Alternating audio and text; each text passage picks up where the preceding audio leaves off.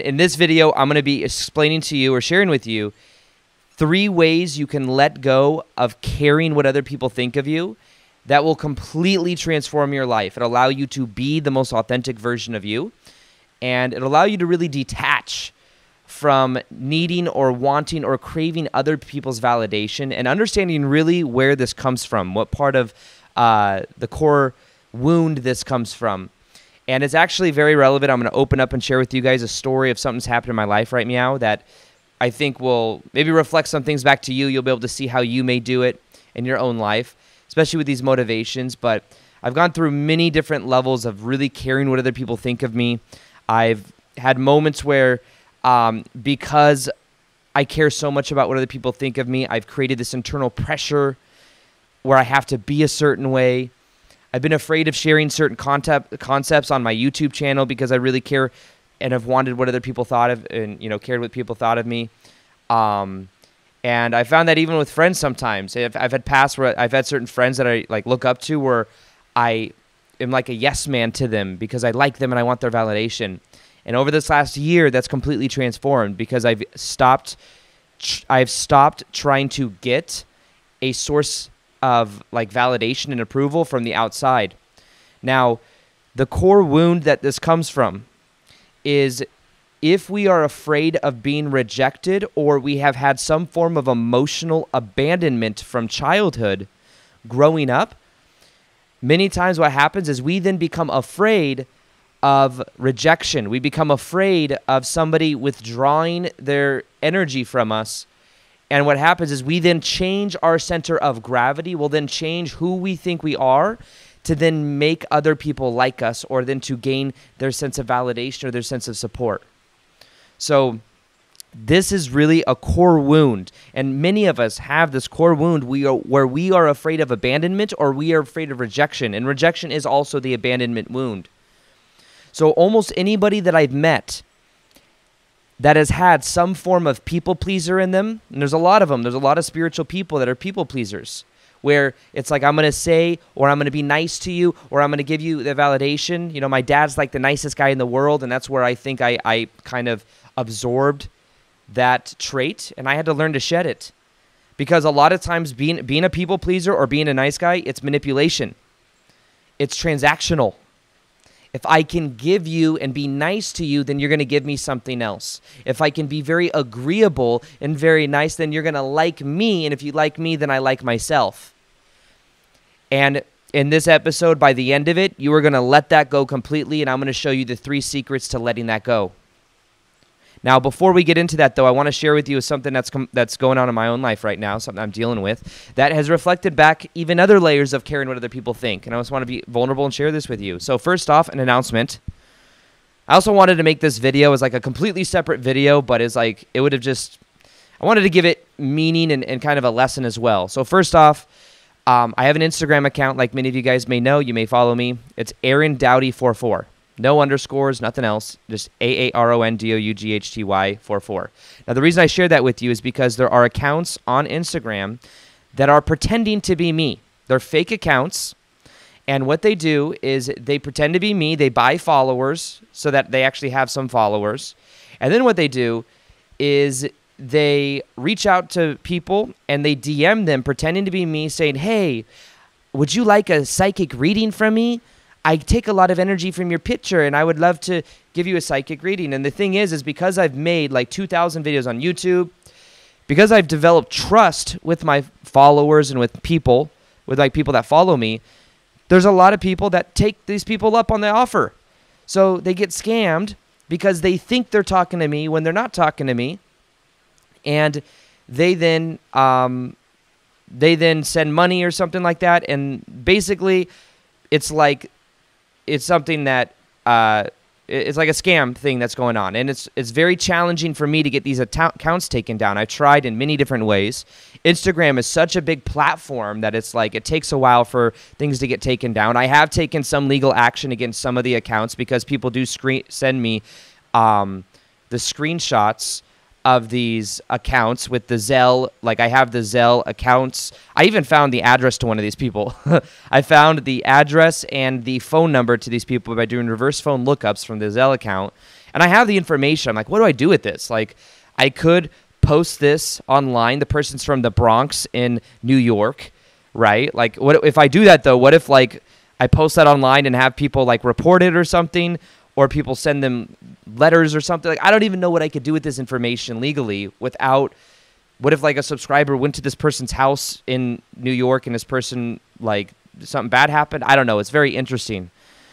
But I have served legal papers to a couple of these people and I am pursuing it. But it's just like this frustrating thing where even this morning I wake up and I have a friend of mine, somebody that I've known for like a year or two, send me this, like a friend of mine thought that this account was me, even though like they only have 1,000 or 2,000 followers because they buy followers. And what happens is this person got scammed out of money and it's my friend. I'm like, why would you think that I would do this? Right? Like, why would you think that I would do a psychic reading? So this whole thing has brought up a lot for me. On one hand, I don't want people getting scammed. I feel like there's also, I think, a feeling of victimhoodness in this because I feel like someone's doing this to me and there's not much I can do. I feel kind of powerless because if I reach out to Instagram, they're not doing anything. And then I realized that the root of a lot of this is really caring what other people think of me. And it's like I don't want people to think that I'm a psychic reader trying to get people to do readings because that's not me. I've never done psychic readings or anything like. I don't even do coaching. Like I don't coach people one-on-one. I make videos. I do live events. I do things more at scale. But there's like people that think I'm trying to get them to do psychic readings, and people buy into it and they get scammed out of it into it. And I'm like, why do people think that I would do that? So it's bringing up this stuff where I really care. Not only that people are getting scammed, but I care that people would think that I would do something like that. Recently I was at, I'm renting a house, in Austin. I bought another house in Austin that I am renting out. And before that I was staying at an Airbnb for a couple of weeks. And there, the guy that was renting me out the house, he lived in like a back house. There were two houses on this property. He lived in one of the houses and he Airbnb'd the other one out. So one day he asked me if I actually became good friends with him, or not good friends, but I became friends with him.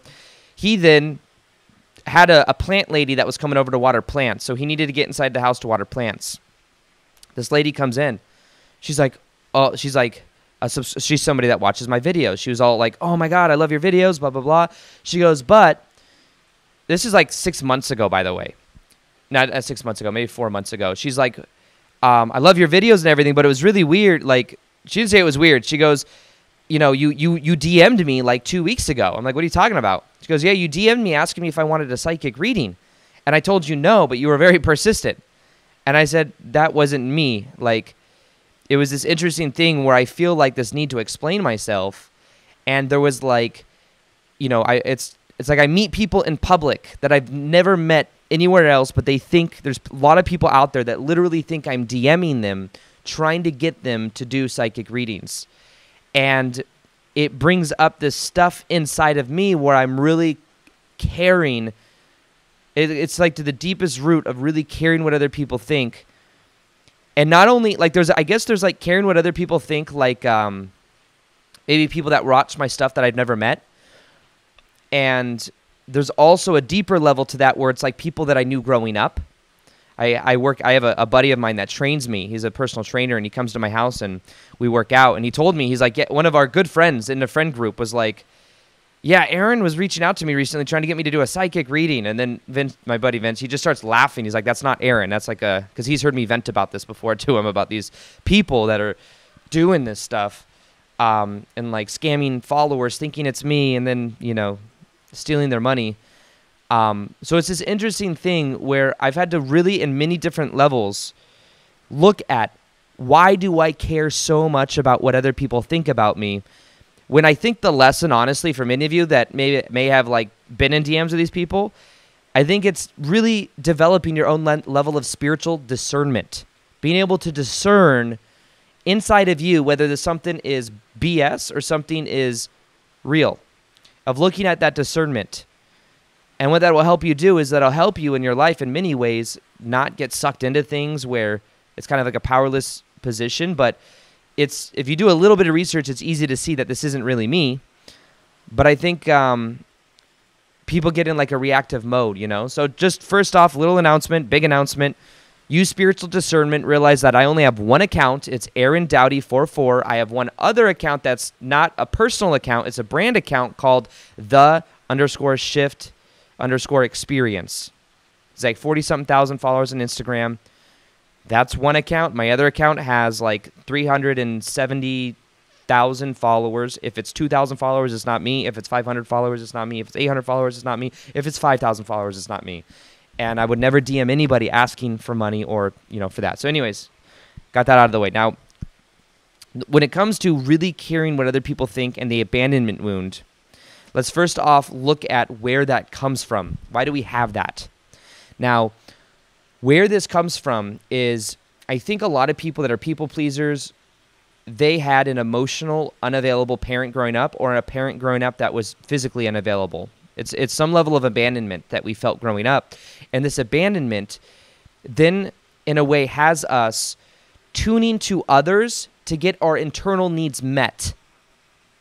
Let me say that again. Like, we, as a kid, were sourcing our energy, our sense of validation. We were looking to our parents for something we did not get. And what we then did is we made a choice. We made a decision that if I can be a certain way, maybe then I will gain the love or the approval of somebody else, of other. So instead of being taught growing up and learning how to draw source from within, from having a healthy level of self-esteem, we lack that, and we then seek it in other people. So one of the first secrets I can give to you that this has been crucial for me in this process of letting go of what other people think is learning that first off, you must give yourself the validation you crave in other. It's learning to be more present in your body and learning to draw your sense of source from within.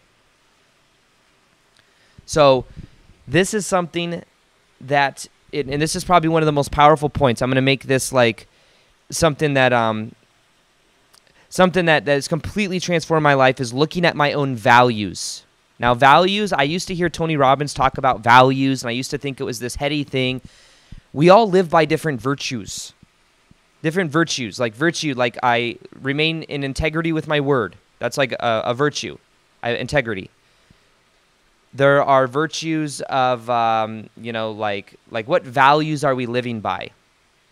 If someone's very adventurous, that's a part of their identity. They're going to always act in alignment with that value, with that virtue. If somebody always plays it safe, and if somebody believes that they're a very shy person, it's like a part of their identity, they will then do everything they can subconsciously to remain consistent to that level of identity. Now, what happens is we all have these values. There's like these 6 human needs that Tony Robbins talks a lot about.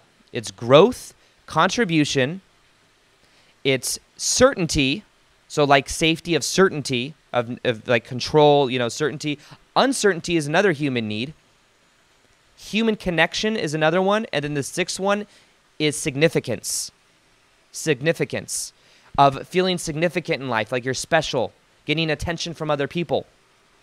Now, what I've realized is that in my life of really giving a shit what other people think of me, I've overvalued significance, feeling significant, even on YouTube, like getting all this attention, getting all this like, people looking at me and me presenting myself in a certain way has had people think about me in a way to where if I can get that significance, then I feel worthy. Now, most of the ones that we crave out of these 6 are ones that we did not receive growing up.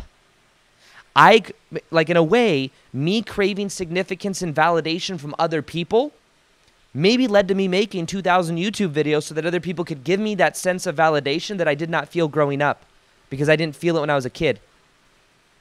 So in a way, it was positive because it helped me get a message out there, but I've had to eventually become aware of this thing that I craved growing up, and I started to start giving it to myself because if I didn't, it's a never-ending game of searching for something outside of ourselves.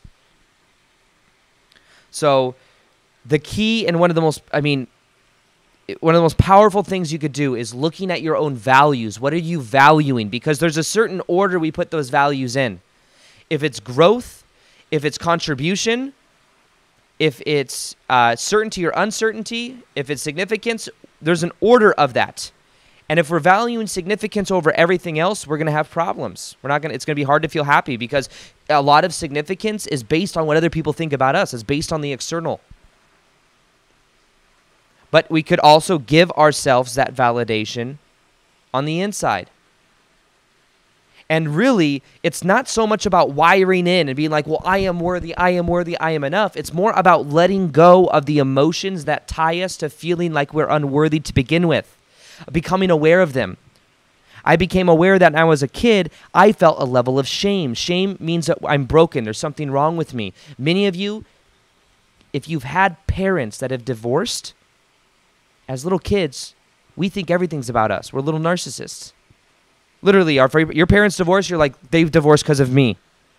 Even though it may have had nothing to do with you. It's not your fault, your parents divorced. But as a little kid, you thought it was. Well, if I could just be different, if I could get their approval in a certain way and then get them to like me, and then I could glue this family together and I could feel special and I would feel that love, that connection that I crave. You see? So one of the things you can begin to do is to look at your own values. And what I did is I started valuing and I started giving myself my own sense of validation, and then I stopped needing it so much from the outside. You might say, how do you do that, Aaron? You let go of the shame. You let go of the belief that there's something broken with you. I had to realize growing up that my parents' stuff that they went through growing up when I was a kid, they went through their own emotional stuff. That was their shit, not mine. Had nothing to do with me. Mom or dad's unemotional unavailability growing up was not because you're not worthy. It's not that if you were worthy, they would have given you more of themselves. It's that they had their own shit going on. That's their shit, not yours. And once I began to separate that, so much in my life began to change. Because I had so much shame around that, even in dating and relationships and friendships, everything, shame. I'm broken. Any of you overgive? Any of you have to over-explain yourself to people that undervalue you? Like there's people that you may overvalue. You're like, I want the validation of this person, or I like this person, so I'm kind of like a yes man or a yes woman for this. But then you realize, wait, why am I over-explaining myself? Why am I overdoing it? One of the reasons you're doing it is because you're undervaluing yourself. So don't overvalue others or others' opinions and undervalue yourself. And the key to that is to switch that around. To start to, or at least balance it out. Start to value yourself by being in your own body. So this leads me into the second secret. The second secret of letting go that has completely transformed my life is bring your energy back inside of your body. What happens is when we care what other people think, we are projecting our energy out at them, and we are trying to then draw that sense of source back. And a lot of times this means that we have like a leaky container as a body. We are literally feeling like empaths. Many of you have heard my videos on empaths. I have a philosophy about this. But what happens is when we go through trauma as a kid, what happens is in the body, we stop inhabiting. Like think about it like this. Like we stop inhabiting the bottom 3 chakras, and we start to embody more so the top chakras because we don't feel safe in our own body. So what will happen is we start to project our energy up here. But this is the reason why. We've stopped feeling validated and stopped filling up our own cup from the inside out. So what we then do is, as a survival mechanism, what we do as kids, we're looking for the approval of our parents. We're looking for the validation of other. There's the self and there's other. What we do is we bring the energy up into our third eye, up into this like they're different chakras, and we then tune to other people because it's a survival mechanism. If we can tune to other people and we can see how they're feeling, engaging our emotion based on how they feel, and we can change ourselves, we can get them to like us. So really, this is a survival mechanism that empaths have had from childhood, where they left the confinements of really being embodied and they started feeling other. So then they go out into a group, they go into a room, they can feel everyone else's energy because they're so damn sensitive. But the reason they're sensitive is because they can feel everybody else, and the reason that is because they are drawing their sense. It's like a survival mechanism to where I can relax and feel good if everyone else feels good. Well, guess what? You're really going to care what people think then. So the key to this, and I have something called the frame technique. The frame technique, it's one of the most powerful techniques I've ever learned. I learned it from my shadow work integration coach. And it's completely transformed my life. It's this thing you can do for magnetic energy as well. Try it. I know we're all spiritual and everything, and it's all about we're all connected. Let's feel the heart energy between us, but also let's feel the separation between us. Because this is what happens when you start doing this. Put the awareness right now in your hands. Put the awareness now in your feet, in your legs. Taking a deep breath. And realize that now you're more present than you were just a couple minutes ago. You're bringing the awareness into your body. And realize that you can then feel the separation between you and the table. You and if you're driving, you and you can feel the separation. It's body awareness. You can feel the separation between even you and someone else you're around right now. The separation is what makes you magnetic. Because then you're feeling safe in your own body. I would do this where I would go and I would feel the separation between me and other people, and I would feel like just safe in my own body. And it was amazing how many people it would draw towards me. People would be really nice to me. It's crazy how well this works. But in general, this is one of the most powerful things I've learned. Now, also, if you want to learn about the frame technique, I have the 3 most powerful meditations that will transform your life if you start listening to them. Are something you can download for free. If you go to aarondoughty.com/meditation, aarondoughty.com/meditation, there's 3 meditations you're going to get. One of them's on feeling 100% worthy, whole, and complete. One of them is an inner child meditation that maybe some of you have already listened to, where we go to Hawaii energetically and we connect to our inner child and we heal. It's very powerful. I did a poll recently on my Instagram, said, what are the most powerful meditations that I've made that you've had? And the one that came up repetitively was the inner child meditation. But then the third one is the frame technique. So if you want to learn all 3 of these for free, go to aarondoughty.com/meditation. Now, the key to this is putting the awareness in your body and feeling the separation between you and other, because as you feel safe on the inside, you will then not need to grab energy, and you will not need to get energy from others out there. So the second secret is being inside your own body and drawing your sense of source from within. Now, the third secret to letting go is similar to the first one, where you're looking at your values. You're looking at your values, right? So you realize that maybe prior, like as the nice guy version of Aaron, I used to really value what other people thought of me. I valued significance. And then I started to value instead. You have to bring in these new values and new virtues you live by. I live by the value of authenticity.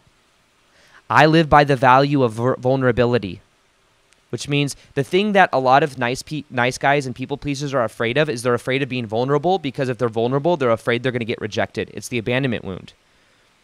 So whereas, like, let's say like a nice guy, right? A nice guy may like someone but be afraid to tell them that. So they'll just be really nice to them. And why are they afraid to tell them that? Because they don't want to get rejected. Instead of them being vulnerable, this is my intention. I want to take you out. I want to do this. And the thing is that if you meet people with that level of not being vulnerable, you're only going to attract surface level type things. What you want to do is, I now guide my life based on vulnerability and authenticity, which means sometimes I have harsh conversations with people now where I normally wouldn't do that. I have friends that I've had to reestablish a new sense of connection with, where I'm like, listen, in the past I wouldn't say something about this, but now this is what I actually think. It'd be inauthentic if I didn't do that. Now, the magic of this, though, is that when you are authentically being yourself, you are more polarizing. There will be more people that it maybe rustles their feathers a little bit, but guess what? You will also be more respected. I get more respect from people now because I'm being the real me than I did when I was being the inauthentic me that was looking for validation from other people. So this for me has been absolutely life-changing. The 3 secrets are become aware of your values and realize that if you are really caring what other people think, then what you're doing is you're valuing other over self. You're valuing significance over your own sense of validation. And become aware of that and realize that what you can then do is then begin to release the shame, the level of I am broken that may have came from childhood. And realize that as you become aware of that and let that go, you will then start to feel worthy. You will start to feel whole. Realize that your parents' shit growing up was their shit, not yours. If a girlfriend or a boyfriend ever broke up with you and you felt like you were unworthy because of it, understand this. The meaning you're given to that situation is you're internalizing it, thinking you're broken and it means something about you. It doesn't. That's their shit, not yours. It just didn't work out. It's a neutral meaning, really. You don't have to internalize these things. You can give yourself that validation that you crave, and you do that by letting go of the shame. You do that by letting go. Letting go is the key to letting in. And then realize that as you become more inside of your body, you will start to feel more present to the moment. You'll start to develop more magnetic energy, and then start to live by new virtues.